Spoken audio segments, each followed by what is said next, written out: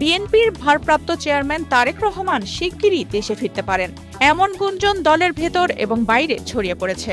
সাবেক প্রধানমন্ত্রী ও বিএনপির চেয়ারপারসন বেগম খালেদা জিয়ার শারীরিক অবস্থায় উল্লেখযোগ্য পরিবর্তন না ঘটলে তার দেশে ফেরার সম্ভাবনা বেশ উজ্জ্বল বলে দলীয় সূত্র জানিয়েছে। ইতোমধ্যে সব প্রয়োজনীয় প্রস্তুতিও সম্পন্ন হয়েছে।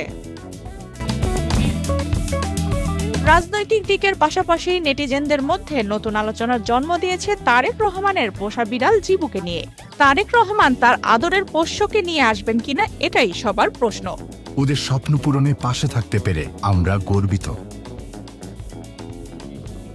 দলের একটি ঘনিষ্ঠ সূত্র জানায়, পার্সিয়ান জাতের এই বিড়ালের জন্য পাসপোর্ট সহ প্রয়োজনীয় অনুমোদন নেওয়া হয়েছে। এতে ধরে নেওয়া হচ্ছে দেশে ফেরার সময় তিনি শুধু পরিবারই নয়, আদরের বিড়ালটিকেও সঙ্গে আনছেন। তারেক রহমানের সঙ্গে বিড়ালের খুনসুটি এবং মিষ্টি মুহূর্তের ছবি সামাজিক যোগাযোগ মাধ্যমে ভাইরাল হলে অনেকেরই মন জয় করে। ব্যস্ততার মাঝেও প্রাণীর প্রতি তার ভালোবাসা প্রশংসা কুড়িয়েছে অনেক। নিজস্ব ভেরিফাইড ফেসবুক পেজে জিবুর সঙ্গে কাটানো কিছু মুহূর্তও শেয়ার করলে তা মুহূর্তেই ভাইরাল হয়ে যায়।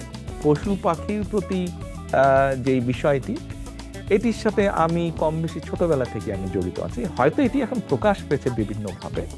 সম্প্রতি বিবিসি বাংলাকে দেয়া সাক্ষাৎকারে তারেক রহমান জানিয়েছেন, বিড়ালটি মূলত তার মেয়ের, তবে এখন পরিবারের সবারই আদরের হয়ে উঠেছে। তিনি প্রাণী প্রেমী ও পোষা প্রাণীর যত্ন নেওয়ায় গুরুত্ব তুলে ধরেছেন। সামাজিক যোগাযোগ মাধ্যমে প্রাণীর সঙ্গে মুহূর্ত শেয়ার করা এবং তাদের প্রতি মমতার বিষয়েও খোলামেলা মন্তব্য করেছেন। বিড়ালটি এটা আমার মেয়ের বিড়াল প্রথমত, তো ও এখন অবশ্য সবারই হয়ে গিয়েছে, আমরা সবাই ওকে আদর করি। মানবিক ও ধর্মীয় দৃষ্টিকোণ থেকে তিনি বলেন, আল্লাহ তাআলা মানুষকে সৃষ্টির সেরা জীব হিসেবে বানিয়েছেন, তাই প্রতিটি সৃষ্টির প্রতি সম্মান ও যত্ন নেওয়া মানুষের দায়িত্ব। প্রকৃতির ভারসাম্য নষ্ট হলে মানুষের জীবনও বিপন্ন হতে পারে বলে মন্তব্য করেন তিনি। আফসানা রিপা, বাংলাদেশ প্রতিদিন।